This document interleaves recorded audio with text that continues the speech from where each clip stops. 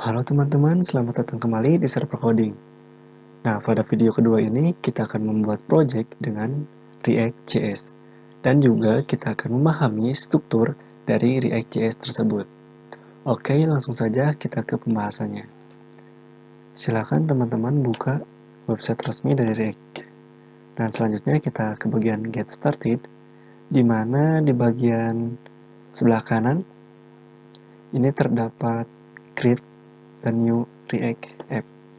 Kita klik saja. Lalu kita bisa scroll ke bawah. Nah, di sini terdapat cara untuk melakukan instalasi dari React. Kita akan membuat suatu folder di desktop ya. Nah, di sini saja kita new, belajar React. Oke, kita simpan di sini. Lalu kita buka terminal. Nah, setelah seperti ini kita bisa jalankan untuk perintah dari npx create react app dan my app adalah nama aplikasi yang dibuat. Coba kita ubah menjadi belajar React. Kita enter.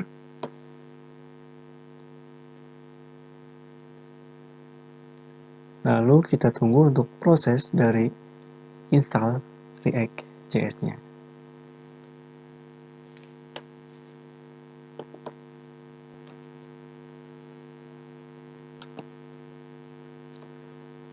Oke, di sini kita sedang melakukan install dari package yang terdapat di dalam React. Nah, untuk install dari React-nya sudah selesai. Selanjutnya kita akan menunggu untuk install dari dependency. Oke teman-teman, di sini saya sudah berhasil untuk menginstal dari React, project React ya. Selanjutnya kita akan masuk ke dalam directory dari project yang kita buat, yaitu kita bisa ketikkan cd belajar React.js. Nah, ya sudah seperti ini, kita jalankan npm start. Nah, di sini npm start itu digunakan untuk melakukan running dari project yang kita sudah install. Oke, kita enter.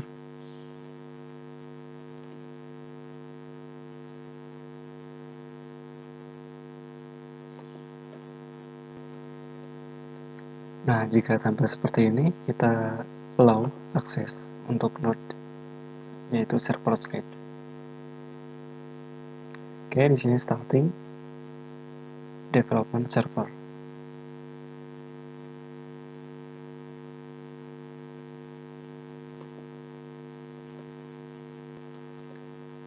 Nah, maka secara otomatis kita akan diarahkan ke dalam web browser dengan URL yaitu localhost dan port yaitu 3000. Oke, jika kita lihat nih, kita sudah berhasil untuk melakukan instalasi project dari React.js. Selanjutnya kita akan memahami dari struktur pada React.js tersebut. Kita masuk ke sini, lalu kita buka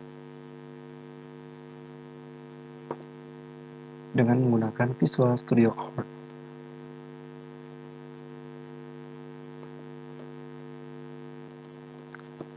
Nah, ini merupakan struktur folder di dalam project dari React.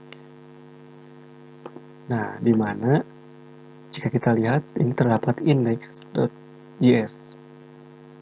Nah, ini merupakan suatu root ya yang dieksekusi pertama kali. Dan selanjutnya di sini terdapat React DOM, di mana ini memanggil dari dokumen get element by ID, yaitu di dalam folder public, dan di sini terdapat index header dari sini untuk tampilan pertamanya. Nah, terdapat React apps dan juga unit. Coba kita lihat untuk websitenya. Nah, seperti ini.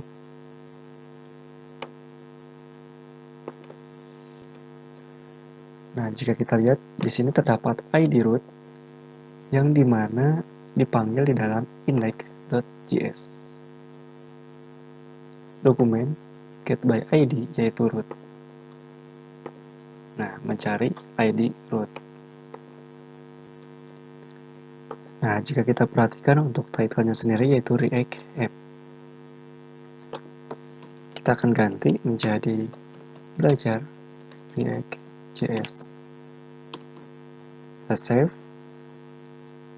Nah, maka di sini secara otomatis akan berubah menjadi belajar React.js. Baik, selanjutnya saya akan menjelaskan bagaimana proyek ini di running. Sebelumnya kita sudah memahami bagaimana cara proyek kita untuk dilakukan render atau menggunakan React DOM. Nah, jika kita lihat di dalam root render, ini terdapat apps yang dimana jika kita lihat untuk di bagian atas ya terdapat import app from apps. Nah, di sini terdapat apps.js. Nah, untuk tampilan dari awal ini terdapat di dalam apps.js yang dirender dalam index.js. Nah, seperti ini. Supaya lebih jelas lagi cara melakukan render dalam React, kita akan membuat suatu komponen. Misalnya kita kasih nama dengan hello world, yang dimana untuk pembuatan komponen ini sudah kita pelajari di video sebelumnya. Lalu return, kita akan menampilkan belajar React.js. Oke, seperti ini. Lalu kita akan panggil di dalam render. Nah, jika kita lihat ini memanggil app, sedangkan kita akan memanggil dari hello world. Kita ganti app. Nah, seperti ini, lalu kita save.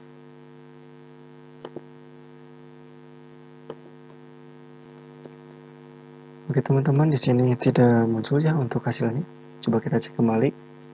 Lalu kita ganti menjadi A besar untuk penamaan dari komponen. Kita ganti. Nah, kita save.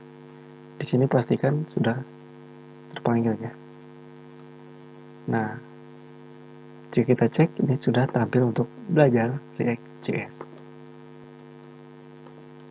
Jadi basicnya adalah React DOM ini mencari dari hello world, yang dimana hello world sendiri sudah saya buat, yaitu suatu komponen dengan nama hello world, yang dimana di dalamnya hanya melihat dari belajar React.js. Nah, jika sebelumnya kita melakukan render dari apps, yang dimana apps ini tampilannya sudah lumayan banyak ya, jadi terdapat logo dan juga hyperlink dan teks yaitu edit seperti ini untuk tampilan awalnya. Jadi kita menggunakan tampilan basic dan dibuat dengan menggunakan komponen. Nah, sebetulnya kita juga dapat melakukan pembuatan dari tag HTML secara langsung. Coba kita ini hapus, lalu kita buat di sini P, kita masukkan belajar React.js.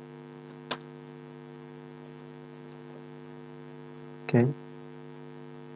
Coba kita cek.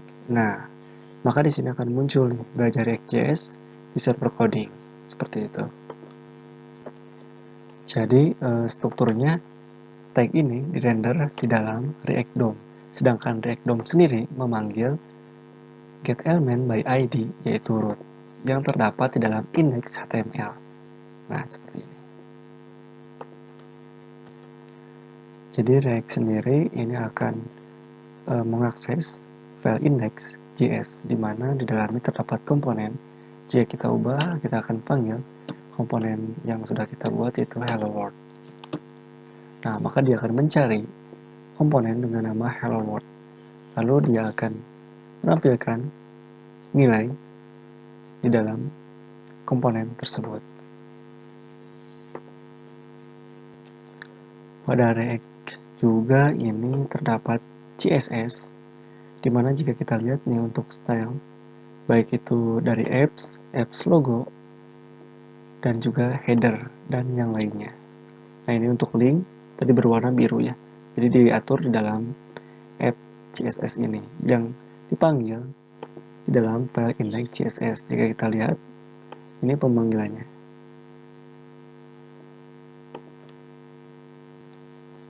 Selanjutnya, di sini juga terdapat app test.js atau unit testing, di mana ketika kita membuat suatu project yang sangat besar, nah unit testing ini akan membantu saat melakukan testing.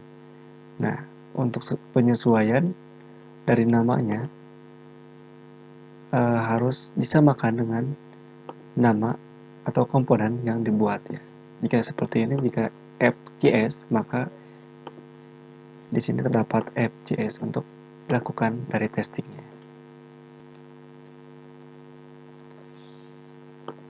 Nah, jadi untuk pembuatan komponen ini dinamakan dengan stateless komponen. Dan untuk stateful sendiri kita dapat lihat di app.js. Nah, ini merupakan stateful komponen, yaitu komponen yang menggunakan suatu kelas dan kita harus melakukan import.